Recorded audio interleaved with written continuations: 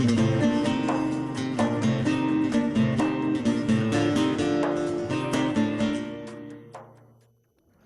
الله الرحمن الرحيم الحمد لله رب العالمين وصلى الله على سيدنا محمد وعلى آله وصحبه والتابعين وبعد أيها الملأ الكريم السلام عليكم ورحمة الله وبركاته. Après avoir parlé de l'antisémitisme et de l'islamophobie qui sont deux phénomènes qui ne peuvent que concourir à toute idée de rassemblement, de convergence, nous allons parler aujourd'hui du vivre ensemble. Le vivre ensemble, ça constitue actuellement le cheval de bataille de pas mal de gouvernements en Europe et même dans les pays de la rive sud de la Méditerranée. Alors qu'est-ce que le vivre ensemble ? Est-ce quelque chose de plausible, de faisable ou est-ce tout simplement une utopie ? Ceux qui sont en train de parler du vivre ensemble à longueur de journée, sont-ils vraiment pour le vivre ensemble ou est-ce tout simplement une manière détournée, une sorte de manière pour noyer le poisson dans l'eau? C'est de tout cela que nous allons parler ce soir. Et pour ce faire, nous avons le plaisir d'avoir avec nous messieurs Moussaoud Boujnoun du Haut Conseil islamique et professeur Belmeki. Et comme d'habitude, pour ce qui a trait à l'étymologie, à l'explication des termes, à leur portée essentiellement, on va dire philosophique, c'est vers monsieur ou vers professeur Belmeki que je me tourne. Le vivre ensemble, un mot composé, que signifie-t-il au juste? Pour le moment, c'est plutôt un slogan. D'accord. C'est plutôt un slogan qui a tendance à devenir de plus en plus creux, comme tous les slogans. Pourquoi? Parce qu'il est utilisé à tort et à travers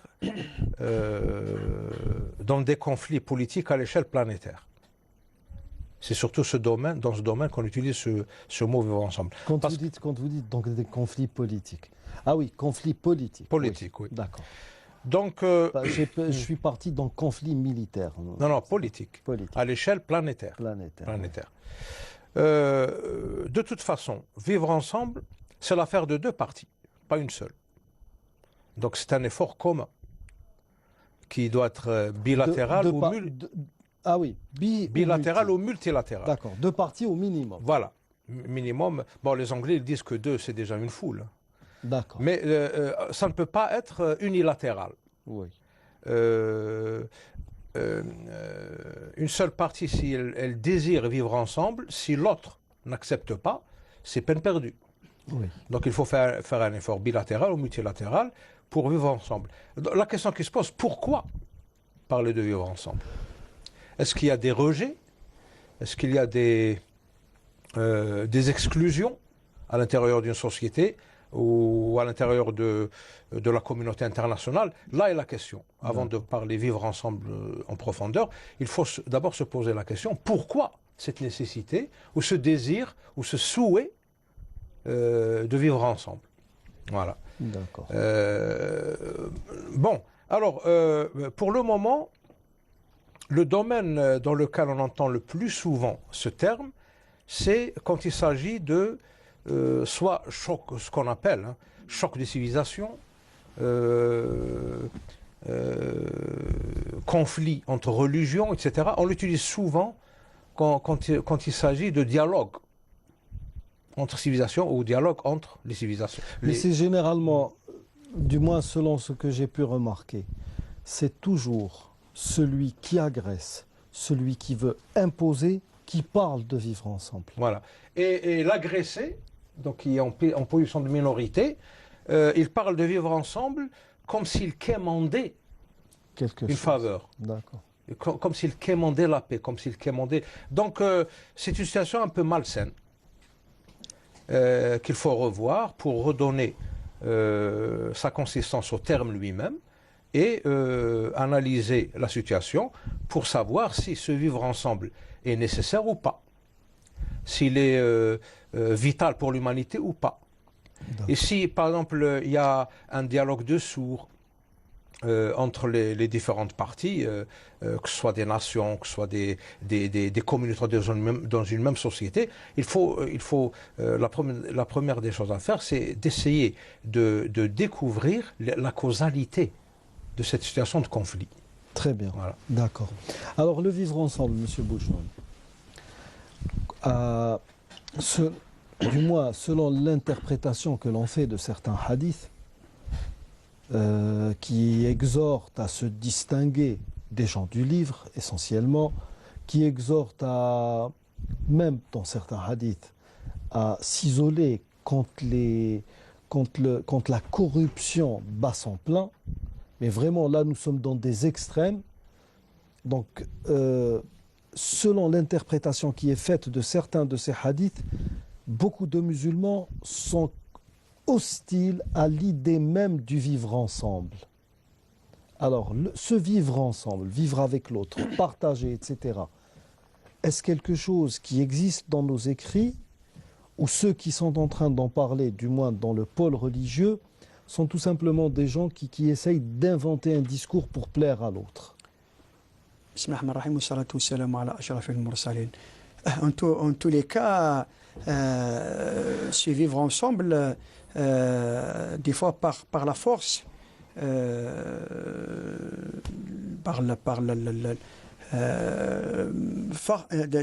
des cas de force majeure, ils s'imposent.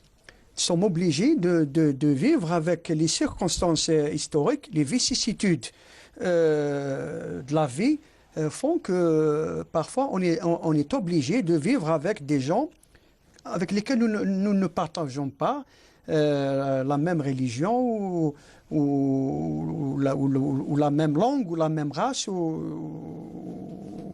et j'en passe. Vous avez parlé des hadiths qui parlent de l'isolement, des hadiths qui parlent même de s'isoler des musulmans eux-mêmes. Oui. Et il y a des cas dans l'histoire où, par exemple, j'étais en train de lire cette semaine dans Ibn Kathir, Bidaya wa Nihaya, qui parlait justement l'imam Malik. Un jour, il s'est isolé carrément de la communauté, même de la mosquée du vendredi. Il n'allait plus prier à la... Bon, on l'a interrogé, il a dit qu'il avait un problème de... Il avait un problème. Un problème de... qu'on appelle ça oui, il avait rétention, un rétention d'urine. Oui, bon. C'était l'incontinence. L'incontinence. Mais Ibn Kathir disait que parfois, il y a des circonstances où lorsqu'on voit que la corruption, c'est généralisé. On parle ici de façade quand on parle de corruption. Façade, que les gens, dans son sens étymologique. Voilà. Donc, ce n'est pas uniquement vis-à-vis des chrétiens et des juifs. D'ailleurs, l'islam en tant que tel, et selon ses textes fondamentaux, est a priori ouvert à ce qu'on appelle le vivre ensemble, la coexistence pacifique, puisque le Coran reconnaît l'existence de ce qu'il appelle les gens du livre, les chrétiens et les juifs. Et si on étudie l'histoire de l'islam, nous trouvons que tout au long de l'histoire de l'islam, la semaine passée, vous avez parlé justement que c'était l'islam qui avait préservé et sauvé des communautés entières de chrétiens et de juifs. Absolument. Sinon, ils auraient disparu du bassin méditerranéen et en Espagne aussi. Si les musulmans n'avaient pas un texte qui protégeait les chrétiens et les juifs. Oui. Et ça me rappelle l'orientaliste américain bien connu, Bernard Lewis, qui avait dit dans son livre « Comment l'Europe a découvert l'islam », il a dit qu'il était plus facile à un chrétien de vivre en terre d'islam qu'à un musulman de vivre en terre chrétienne. Ça a toujours été le cas. Ça a été toujours le cas. Il a dit que les chrétiens pouvaient avoir pouvaient pratiquer leur religion, comment dirais-je, élever des porcs, en tout cas tout ce qui leur est spécifique. Par contre, les musulmans, il a dit, ils n'avaient même pas la possibilité de trouver par exemple un bain. Vous savez, les musulmans, les autres prenaient la pureté des bains. rituelle chez les Oui. musulmans, c'est sacré. Les Donc, autres, ils faisaient ça peut-être une fois tous les tout 6 à mois. fait. Ou je ne Alors, sais un quoi. musulman, Ben Louis dit, un musulman n'avait même pas la possibilité de trouver un bain pour se laver.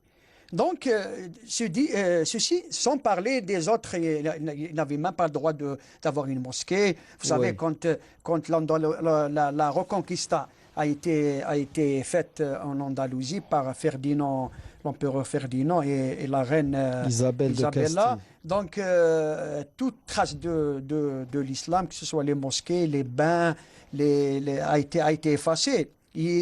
Ils n'ont pas pu effacer la grande mosquée de Grenade et l'Alhambra parce que c'était difficile de les effacer, puisque c'est des monuments grandioses pour ceux qui les ont visités. Surtout pour l'époque. Exactement. Donc, a priori, l'islam est ouvert et préparé à se vivre ensemble sans aucun problème. Nous avons parlé plusieurs fois, et nous l'avons répété à maintes reprises, que les Juifs vivaient avec les musulmans dans une seule communauté. Il n'y avait pas justement, il n'y avait pas ce qu'on appelle le communautarisme. C'est-à-dire que chaque religion, chaque avait son quartier, avait son ghetto, comme a dit Ustad Belmeki en parlant des Juifs dans une émission précédente.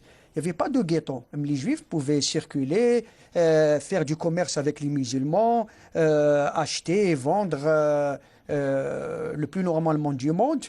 Et même en Andalousie, où c'était vraiment l'apothéose de cette coexistence, de se vivre ensemble.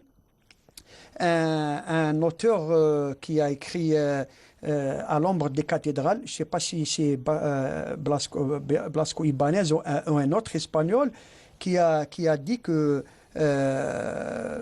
à l'époque de la civilisation musulmane en Andalousie, le calife, il arrivait même au calife d'aller rendre visite à des cathédrales, à des églises, à des synagogues, quelque chose qui était très normal puisque c'était les adeptes des autres religions étaient considérés comme des sujets de l'État musulman, des citoyens de l'État musulman. Voilà, donc pour ce qui est de l'islam, il n'y a aucun problème à ce sujet.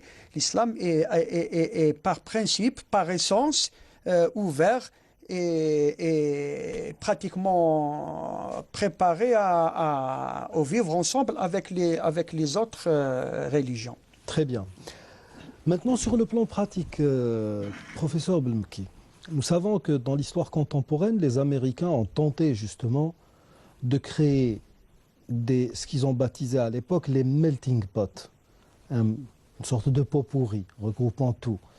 Alors c'est des quartiers ou des endroits où l'on mettait plusieurs communautés et dans l'espoir qu'il y ait une interaction entre ces différentes communautés. Du moins, selon mes connaissances, ce fameux melting pot était voué à l'échec à la base parce qu'il y avait la ségrégation, il y avait l'ambiance des États-Unis de l'époque ne permettait à personne, mis à part l'homme blanc, de vivre dignement aux États-Unis. Est-ce que ce vivre ensemble est appelé, enfin, est-ce qu'il a des chances de réussir, honnêtement, et vu tout ce qui se passe actuellement dans le monde? Non, parce que d'abord, la réalité prouve le contraire. Et deuxièmement, dans le cas de figure des États-Unis, comme vous venez de le dire, on fait semblant d'encourager le vivre ensemble, mais dans un cadre de diversité culturelle et ethnique qui ne vise pas à obtenir une société authentiquement diversifiée. Il y a toujours cet anglo-saxon, ce blanc, comme vous dites, qui doit il a sa Ce qu'on prédominance. appelle les WASP, les Les White WASP, oui. Anglo-Saxon White Anglo-Saxon people. Protestant. People ou Protestant? Protestant. Vous D'accord. devez être blanc. Oui, Anglo-saxon et protestant. les protestants. C'est ça le Yankee, l'américain type. Oui. Donc, si vous acceptez sa prédominance, vous pouvez être différent. Et vous aurez une marge assez large de vivre ensemble. Mais cette sorte de paix, Pax Romana, Pax Americana, qui demande à l'autre d'accepter la supériorité de celui qui offre ce vivre ensemble, le vivre ensemble ne s'offre pas. C'est un effort commun. Il exige une grande dose, une forte dose de tolérance. C'est ce que venait de dire Maître Boujnoun, Ustad Boujnoun. Les musulmans, de par leur religion même, sont très tolérants, extrêmement tolérants. D'ailleurs, le document Médine que je cite souvent a été fait sur cette base. Créer une société où la citoyenneté est primordiale, où tout le monde a le droit de vivre librement, selon sa culture, dans une égalité totale, avoir son autonomie culturelle, financière, etc. C'est ça les bases d'un vivre ensemble réel. Mais cette façon de vivre ensemble qui vous demande de naître et ne pas être, ça c'est impossible. On vous demande de naître, de venir au monde, mais de ne pas être. Ça, c'est impossible. D'être effacé, quoi. Voilà. On vous demande il faut naître, il faut qu'il y ait du monde sur la planète Terre. Mais il ne faut pas être vous-même. Vous devez accepter la prédominance de celui qui vous parle justement de vivre ensemble. Il vous agresse et puis il vous dit vivons ensemble. Ça ne peut pas marcher. D'un autre point de vue, du point de vue du vaincu ou du faible, vivre ensemble, ce n'est pas une faveur ou une charité. C'est une obligation. Comme vous avez dit tout à l'heure, on est condamné à vivre ensemble. C'est une fatalité. Dieu a créé dans son immense sagesse une humanité plurielle. C'est pour que cette humanité puisse vivre dans la diversité. Et on doit vivre dans une égalité totale. Voilà. Voilà. Donc vivre ensemble, vivre ensemble, quand c'est un slogan politique creux, c'est pour faire diversion. C'est pour conserver un état de choses qui favorise une partie au détriment de l'autre. Ça ne peut pas être du vivre ensemble. D'accord. Voilà.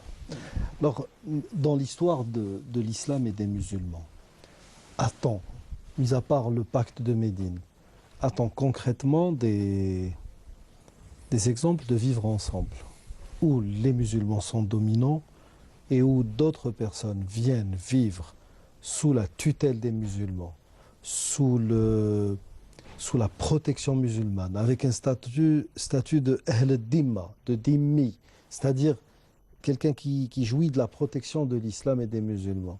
Est-ce que nous avons des exemples justement de ce vivre ensemble, de plusieurs communautés, ou de deux communautés au moins, qui sont dans un même endroit, qui vivent de la manière la plus normale du monde, sans se faire la guerre, sans s'agresser mutuellement jour après jour? Mais bien sûr, mis à part le pacte de Médine, nous avons ce qu'on appelle le Ahd al-Omariya, le pacte de Omar, qu'il avait conclu avec les chrétiens de avec Ilia. Sophrone. Voilà, exactement, qui était l'évêque, comment l'appeler, cardinal, voilà, exactement. Donc c'était des orthodoxes.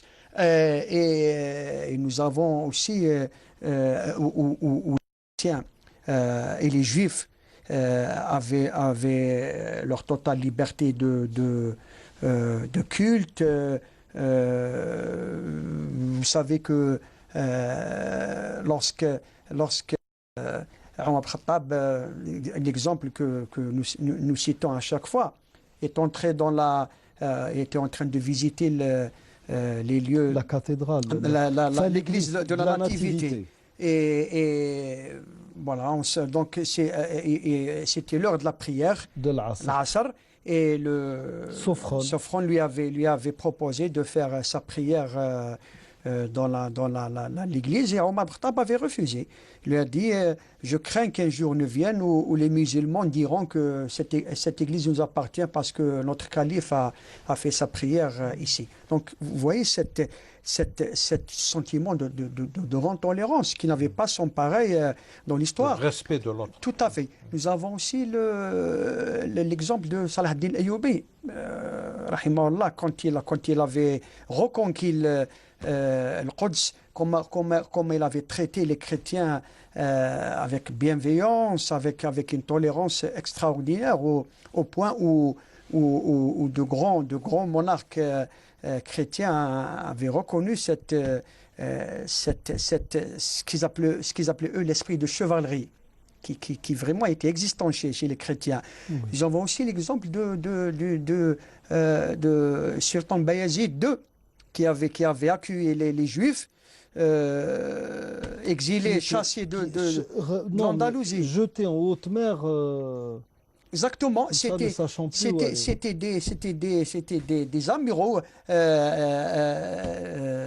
ottomans qui allaient les sauver de la mer, et ils les avaient installés notamment à Salonique, dans plusieurs villes de l'Empire ottoman, où ils étaient accueillis avec bonté, bienveillance. Ils avaient ils s'étaient même renforcés au point où il est arrivé un jour où ils avaient comment dirais-je, une influence politique.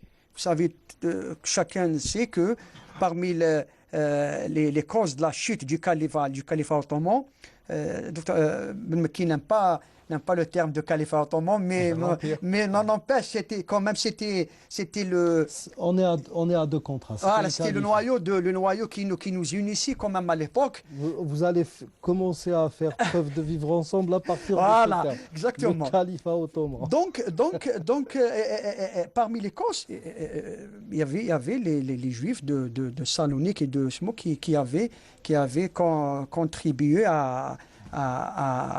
qui avait comploté contre le sultan Abdelhamid, et vous connaissez tous la visite qu'avait faite Théodore Herzl chez le sultan Abdelhamid pour qu'il leur permette de s'installer en Palestine. Et le sultan, Allah yarhamou, il avait refusé catégoriquement, et il les avait chassés de son palais. Donc, en substance, tout au long de l'histoire de l'islam, et notamment en Andalousie, où j'ai dit que c'était l'harmonie totale pendant plusieurs siècles. Il n'y avait pas eu, nous ne connaissons pas d'historien qui écrit qu'il y a eu des persécutions de chrétiens ou de juifs. Et malheureusement, la Reconquista chrétienne avait tout balayé, et l'Andalousie, qui était un exemple d'harmonie, de symbiose, de tolérance, de vivre ensemble, de coexistence entre les religions, est devenu le foyer de l'intolérance, où les musulmans et les juifs étaient sommés de se convertir au christianisme ou de finir sur le bûcher et au gibet. Oui, par exemple, juste pour continuer dans la lancée de professeur Boujnoul, l'exemple de l'Andalousie, c'est un exemple pertinent. La civilisation andalouse a duré à peu près 8 siècles. C'est ça. Presque. On a vu apparaître durant ces 8 siècles 3 phénomènes humains. Les premiers, c'est les Mozarabes, les Mousta'riboun. Ce sont des chrétiens, des Européens, donc de race et d'ethnie qui n'étaient pas orientales, qui sont arabisés en adoptant la langue arabe et les coutumes arabes, enfin la culture arabe, etc. Ils sont intégrés d'eux-mêmes. Ils ont même donné une richesse supplémentaire à la civilisation andalouse en créant un art mozarabe, une poésie mozarabe, une musique mozarabe, etc. Deuxième phénomène, il était un peu plus il a précédé un peu ce phénomène de mozarabe. C'est ce qu'on appelait en arabe le mouwalledoun, c'est les métis. Ceux qui ont un père arabe une mère, voilà. et une mère européenne. Donc, Espagnol. oui, enfin européenne, disons. C'était une catégorie quand même qui a joué un grand rôle dans l'histoire de l'Andalousie. D'ailleurs, la pièce de théâtre Le Cid de Molière, Oui. Rodrigo était un mouwellet, Oui. était un métis. J'aime pas le mot mulâtre, disons un métis. Eux, ils disaient mulâtre, Oui. généralement. Troisième phénomène, là, il montre l'intolérance des Occidentaux. C'est les Moudékhar, le Moudéjenoun. Les musulmans qui ont décidé de rester en Andalousie, ils ont été persécutés. On leur a détruit leurs mosquées, leurs bains morts, tout. Et on les a même empêchés de parler arabe. Non, mais Donc attendez, ils ont pardon. été domestiqués. Ils ont perdu leur arabité du genou. Ils ont perdu leur arabité à cause de l'intolérance des Occidentaux. Ça, ce phénomène n'est jamais arrivé Jamais. dans le monde musulman. Non, il y a eu pire que cela. Même avec les Juifs. Les Juifs, on les appelait les maranos, ce qui veut dire en quelque sorte cochons, parce que même ceux qui avaient adopté le christianisme. Mais il y avait aussi justement à cette période-ci, et dans cette partie-ci du monde, j'ai oublié, sangria, c'est on essayait de préserver une sorte de pureté du sang par une sorte d'ethnicide, carrément. On voulait éliminer, effacer les musulmans. C'est ce qui s'est passé en Allemagne du Troisième Reich. Ils voulaient purifier la race aryenne. Le problème Juifs. avec l'Andalousie, c'est que l'empereur Ferdinand avait donné sa parole d'honneur durant la capitulation de Grenade aux musulmans, que ceux qui veulent rester. Pas celle de. Oui, celle de Grenade. Grenade, c'était Abou Abdallah, comment il s'appelle. Le dernier bastion qui est tombé. Moulk Tawaif, comme on les appelait. Les rois telés. Voilà, les rois telés. Donc il leur a donné sa parole d'honneur, que leur religion sera respectée, leurs mosquées sont respectées, etc. Donc tout. Et quelques années seulement, donc passé, même pas quelques années. C'est l'Inquisition. C'était l'Inquisition, exactement. C'est l'Inquisition au point où j'avais lu un jour un livre vraiment qui m'a choqué. On forçait les gens qui sont restés. On les forçait à envoyer leurs enfants à l'église. Ceux qui n'envoyaient pas leurs enfants à l'église étaient tout de suite condamnés au l'Inquisition. Oui. Pour en faire des chrétiens. Donc ils savaient que cette génération allait disparaître. Mais ils voulaient justement déjà éduquer leurs enfants dans le christianisme. Donc est-ce qu'on a vu en terre d'islam un tel phénomène? Jamais de la vie. Et les Moudékhar, c'est Moudéjanoun, les Moudékhar, c'est un exemple parfait de ce que j'ai dit tout à l'heure, naître et ne pas être. Vous naissez ici sur le terre d'Espagne, sur la péninsule ibérique, mais vous n'avez pas le droit d'être arabe ou musulman. Et ça, c'est un exemple parfait d'intolérance. Parce que le vivre ensemble, justement, c'est l'affaire des deux parties. Ça demande de la tolérance, accepter l'autre tel qu'il est. Parce que vivre ensemble, c'est cohabiter. C'est cohabiter. C'est ça. Dans le respect total des droits fondamentaux. Tout à fait.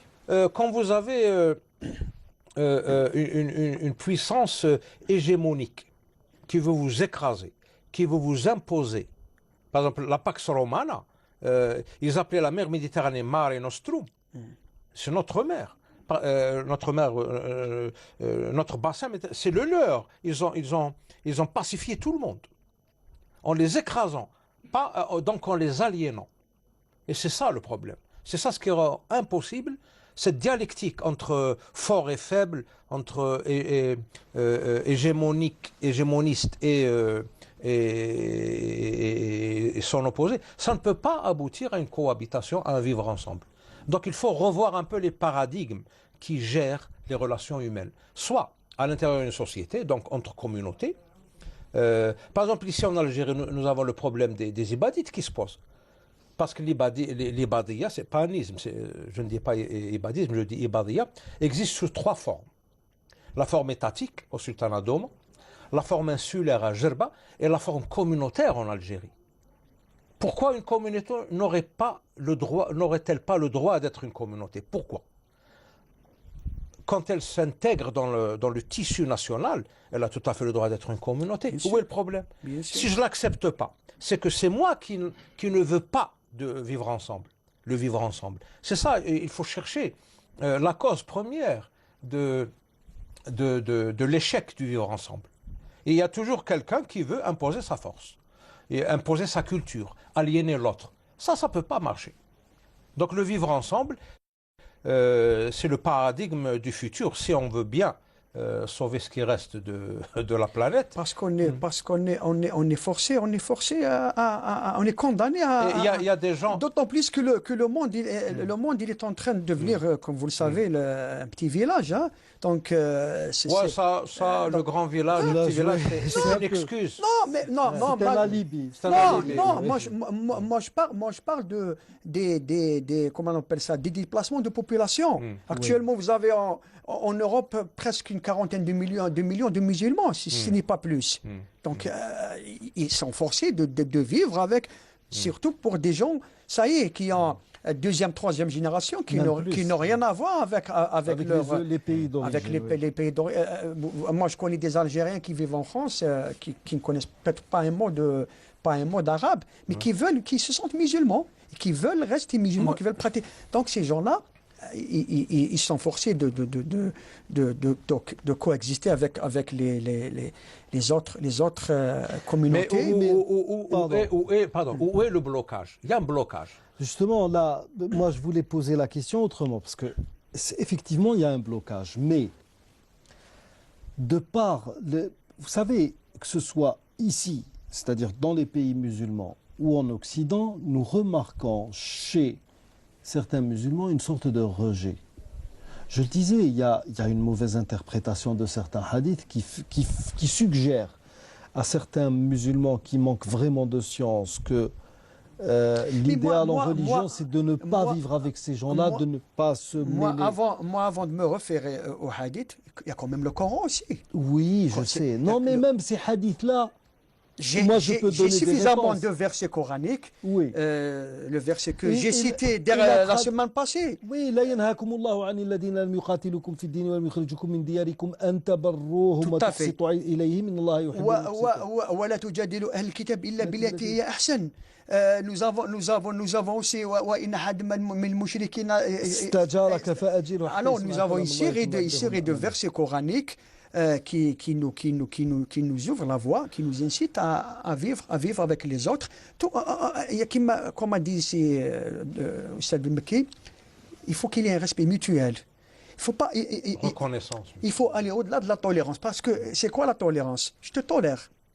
Je te tolère simplement. Non, tu ne me tolères pas. Nous sommes vraiment au minimum de ce que pourrait faire un être humain. Nous sommes sur le même pied d'égalité. Bon, là, parce que vous avez parlé d'un problème, mais qui ne répond pas à ma question.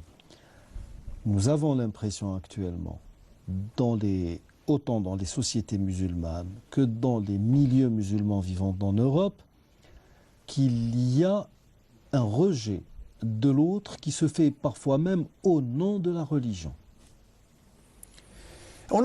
Parce qu'il y a une mauvaise interprétation, une mauvaise compréhension de la religion. C'est ça le problème. Mais pour des gens moi je connais aussi beaucoup de musulmans qui vivent en France et qui ont par exemple, nous l'avons reçu, vous l'avez invité sur votre plateau, le père de l'Orme, qui sont de l'Orme, qui est curé à Lyon. Il a de très bonnes relations avec notre ami Azdingassi, avec notre ami Kamal Qabtan, etc. Donc, c'est des musulmans. Non, mais même. Je ne vais pas dire que... Je vais citer, parce que vous savez, en Europe, ce qu'on a pu remarquer, je ne suis pas le seul à l'avoir remarqué, mais il est beaucoup plus facile de s'entendre avec des anglo-saxons.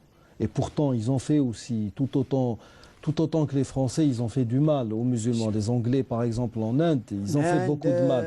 Mais actuellement, vous trouverez beaucoup plus de terrain d'entente, de convergence avec des anglo-saxons. même avec beaucoup plus facilement, beaucoup plus aisément avec des Espagnols et des Italiens que vous n'en trouverez avec des Français. Mais en dépit de cela, quand on connaît bien un pays comme la France, quand on a parcouru un peu la France, quand on a eu à travailler avec des différentes associations, j'ai remarqué partout où je suis allé qu'il y avait vraiment des gens très bien en France. Je cite l'un des derniers exemples, c'est Angoulême, l'église, cette fameuse association Pierre, Mohamed, David et les autres. Alors Pierre, justement là, je vais vous donner un exemple je ne sais pas comment qualifier cela, mais d'absurdité, d'aberration, qui empêche certains musulmans à aller de l'avant. L'association s'appelle, je salue tous nos amis français là-bas, dont je n'ai pas les noms en mémoire, et notre ami Bouazza, qui dirige cette association. Alors Pierre, Mohamed, David et les autres. Je me souviens après, suite à une conférence, il y a notre ami Yahya Loukal qui vient me dire, il y a un tordu qui vient nous dire que voilà pourquoi ils ont mis Pierre avant Mohamed. Déjà l'appellation en elle-même, elle a une histoire. Pierre et Mohamed, ce sont le fameux prêtre d'Oran et son chauffeur Mohamed qui ont été tués. Pierre Clavré, qui ont été lâchement assassinés par des terroristes. On ne peut pas qualifier ça de djihad ou de moudjahidine, ça. C'était du terrorisme pur. Et avec cela, nos amis de cette association ont ajouté David pour symboliser les Juifs, parce qu'il y avait à un moment donné un rabbin avec eux qui a quitté Angoulême parce qu'il a, je sais pas, il n'officie plus ou il a pris sa retraite. Et les autres, c'est généralement les laïcs.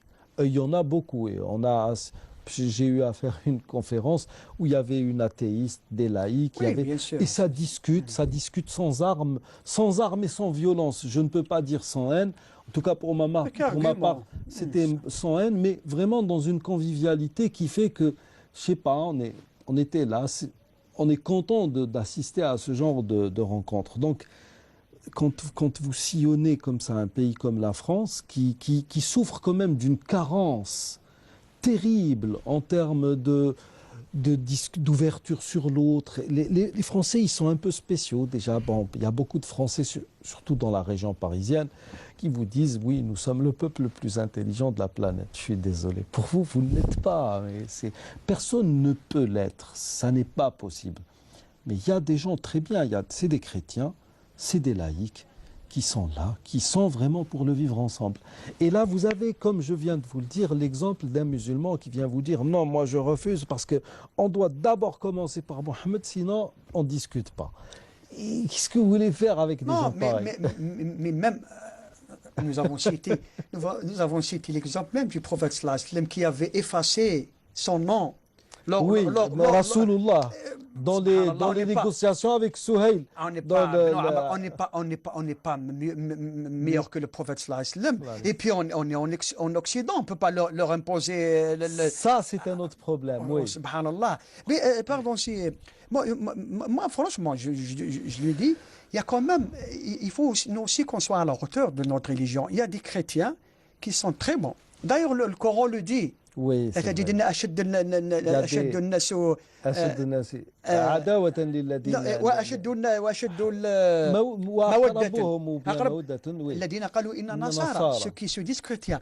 Moi, je me souviens à Paris avec cette Argaïd que je salue. Que nous saluons tous. Nous étions partis avec un ami marocain. Il nous a dit, ils ont une petite zaouia, donc ils font dhikr. On appelle ça, je me souviens, c'était Ramadan là. Donc on allait, c'est un peu baigné dans une atmosphère spirituelle. Et cette zaouia était située dans une église. Et notre ami marocain nous a dit que c'est des chrétiens qui nous ont... On n'a pas de mosquée, elle sert de mosquée, nous avons fait la prière. Elle sert de lieu de culte, oui. De lieu de culte. Il nous a dit que c'est des chrétiens, voyant que nous n'avons pas de mosquée, ils ont mis à notre disposition une partie de l'église. Donc, c'est des choses qui font plaisir. Et ça, justement, là, je voudrais justement rebondir sur un autre point. Je me souviens, c'était en 93-94, au niveau d'El Biar, on a vu un groupe de jeunes Français, des adolescents, plein de filles, plein de jeunes garçons, c'était apparemment une sorte de voyage organisé ici vers l'Algérie, c'était l'été. Et je me souviens qu'à un moment donné, c'était la prière de l'Asr. Moi, je suis arrivé un peu en retard à la mosquée, dont j'étais imam, et on me dit, voilà, il y a un groupe d'étrangers qui voulaient voir la mosquée. Qu'ils soient les bienvenus. Bon, qu'est-ce que vous avez dit? On leur a dit, la yajouz. Oh là là. Bon, c'est vrai que d'entrée de jeu, oui, beaucoup vous direz, nous avons le verset إنما المشركون نجس فلا يقربوا المسجد الحرام بعد عامهم هذا, etc. La mosquée, c'est pas un lieu de tourisme, etc. Attention, il faut faire la différence entre El-Kitab et le Mushrikun. Oui. Parce que le prophète sallam avait reçu les chrétiens de Najran dans sa mosquée. Oui, mais attendez. Il faut faire aussi la différence entre le Masjid al-Haram et le mosquée. Non, mais non. Moi, j'ai vu en Turquie, mais attendez, moi, j'ai vu en Turquie, dans toutes les mosquées, on laisse les gens, on laisse oui, les... Bon, par décence, il faut que la femme mette un voile. Il ne faut pas que ce soit avec une mini-jupe, mais elle peut entrer dans la mosquée. Et beaucoup de gens se convertissent lorsqu'ils voient cette atmosphère de sérénité. Oui, non, mais attendez, justement, là, pour rectifier un peu, parce qu'il faut l'ahkam, les commandements, il faut savoir aussi les classer, les mettre dans leur contexte. Nasara Najran, les chrétiens de Najran sont venus voir le prophète à un moment qui est bien antérieur à la révélation. Mais attendez, c'était pas Am al-Wufud, c'était bien avant. Non, une autre délégation est venue à Am al-Wufud. C'était bien avant. Le Mubahala, c'était bien avant parce que c'était lors de l'Ordal, le Mubahala. C'était en l'an 9 quand le prophète a envoyé Abu Bakr et Ali. Abu Bakr dirigeait le prophète n'a fait son pèlerinage qu'à la 10e année, 2 ans après la conquête. Faut pas l'oublier. Donc on peut pas tout mêler, mais il y a ce que nous appelons dans le domaine des fondements de la loi musulmane, ilm usul fiqh, al-maslaha ar-rajiha.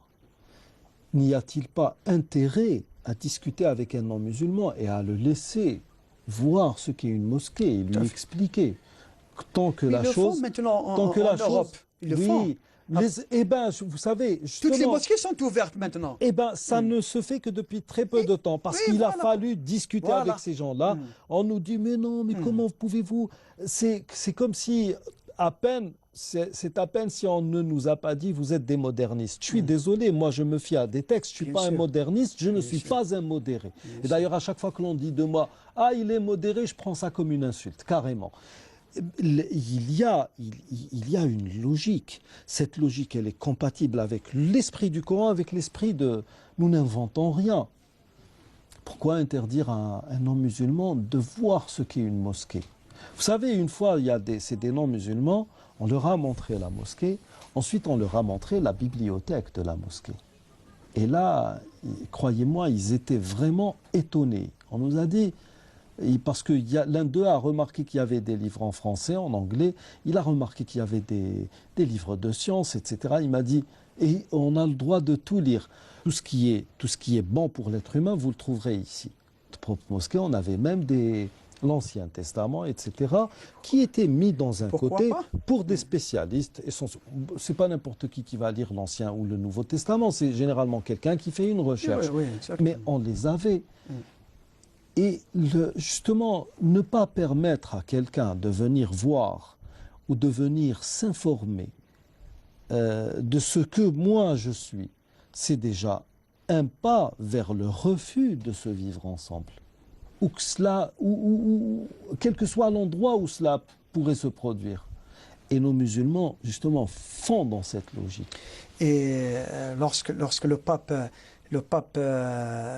comment il s'appelle, le fameux pape de Ratisbonne, Benoît XVI, il est allé à Istanbul. Ratzinger, il est allé à Istanbul, a été reçu par le grand mufti d'Istanbul dans une mosquée. Oui. Dans une mosquée. Non, je ne sais pas si le madhab al-Hanafi, peut-être qu'il est plus... Le madhab al-Hanafi, non, il n'est pas... Le madhab al-Hanafi, il est tout comme les 3 autres écoles. Il se base sur des textes, bien sûr. Tout simplement. Mais non, mais attendez, vous n'avez pas besoin... Justement, il est là le non-sens. Il y a ces gens-là qui vous disent Ah bon, et le prophète, est-ce qu'il a fait ça? Comme si nous ne devions faire que ce qui a été fait par le prophèt. Le prophète, alayhi salatu wassalam, il n'a vécu que 63 Bien ans. sûr. En 63 ans, il Bien n'aurait sûr. pas pu faire tout ce que pourrait faire l'humanité tout entière en Bien 1000 sûr. ans. C'est pas Nous avons possible. le fameux hadith que nous avons cité plusieurs fois. Antum a'lamu bi shu'uni dunyakum. C'est ça. Tout ce qui est dans votre intérêt, à votre avantage. Vous savez que en islam, nous avons les fameux qu'on appelle les cinq principes majeurs. Voilà, exactement. Donc c'est ça. Tout ce qui est utile à la communauté, il est bienvenu. On peut pas s'en passer. Un pape a visité l'Amaouiyine pour visiter la tombe de Sidna Yahya, qui est à l'intérieur de la mosquée. Jean-Baptiste. La mosquée des Omeyyades. Mais je crois que le problème n'est pas là. Parce qu'il y a un blocage quelque part. Sortons un peu du domaine scolastique et religieux. La chanson française, on parle souvent de la France. Les grands monuments de la chanson française, ils ne sont pas d'origine française. Charles Aznavour est arménien. Il s'appelait Aznavourian. Normalement, c'est Aznavourian. Edith Piaf est typiquement arménien. Ouais. Oui. Edith Piaf est d'origine italienne, Yves Montand aussi, Jacques Brel il est d'origine belge. C'est-à-dire les grands noms de la chanson française ne sont pas d'origine française. Ils ont fait leur chemin et plein de succès dans la société française. Pourquoi? Parce que la société française les a acceptés. Donc ils ont vécu ensemble, et ils ont fait un bout de chemin ensemble. Mais ça n'arrivera jamais à un musulman ou un arabe. Il ne sera jamais intégré de cette façon. Un musulman qui veut rester fidèle à sa religion. Un arabe et un musulman, c'est indigeste pour eux. C'est indigeste. On ne peut pas vivre ensemble. De leur point de vue. Hein. Nous, maintenant, on appelle à la déportation des musulmans. Voilà. Et donc, celui qui l'a dit, c'était un fils de pied noir. Donc, déportation, on les jette à la mer, quoi. Par contre, il trouve normal de déplacer des Ashkénazes d'Europe en terre de Palestine et d'expulser les Palestiniens. Il trouve ça normal. Mais que des pieds noirs fuient, parce que c'est eux qui sont partis. Personne ne les a expulsés. Oui, bien sûr. Ils seraient restés, ils auraient acquis la... C'est l'OAS qui les a fait fuir. Donc, beaucoup plus l'OAS. Le cercueil, la valise ou le cercueil. La valise ou le cercueil. Donc c'est là le problème. C'est un blocage qui trouve ses origines dans le racisme, le refus de l'autre. Hein. C'est ça le vrai problème à gérer. C'est ça. Donc il faut extirper ces instincts racistes, xénophobes de l'Occident, sinon on ne pourra jamais vivre ensemble. Il y aura toujours un agresseur et un agressé. Et on ne peut pas dialoguer.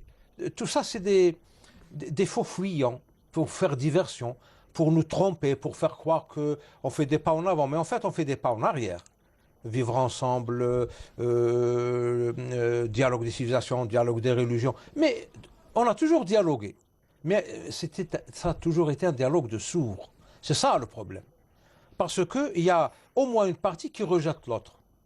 Il faut une acceptation bilatérale ou multilatérale, un respect mutuel, partagé, reconnaître l'autre tel qu'il est, parce que c'est une richesse, c'est un plus dans la société. Tout à fait. C'est ça le vrai melting pot. Une marmite, plus il y a des condiments et des épices dedans, et plus il y a de l'interaction, voilà, plus il y a de goût. Et plus elle a de goût, etc. Mais parler comme ça de melting pot alors qu'on a tendance à placer les gens dans des ghettos, dans des réserves, etc. Avec une vision unipolaire. Voilà, des eaux humains. Hein, des eaux humains. Voilà le Chinatown, voilà Little Italy, voilà ceci, voilà cela. C'est juste pour l'exotisme. Oui. Mais c'est le WASP qui prédomine. L'Occident aime bien l'exotisme, voilà. justement. Voilà, c'est ça le problème. Le problème, c'est que et les gens qui parlent de vivre ensemble, ce sont eux qui sont contre le vivre ensemble. Généralement. Donc, cela n'empêche pas qu'il est du devoir des musulmans de faire un travail sur eux-mêmes. Et maintenant, si nous sommes face à une politique de rejet, quelle que soit son ampleur, Nous sommes censés travailler sur nous-mêmes et montrer aux autres que leurs arguments ne tiennent pas la route. Nous arrivons au terme de cette émission. Nous vous remercions de l'avoir suivi. Et d'ici la semaine prochaine, nous vous disons Nastawdi'ukumullah alladhi la tadi'u wada'i'uhu. Assalamu alaykum wa rahmatullahi wa barakatuh. Merci messieurs.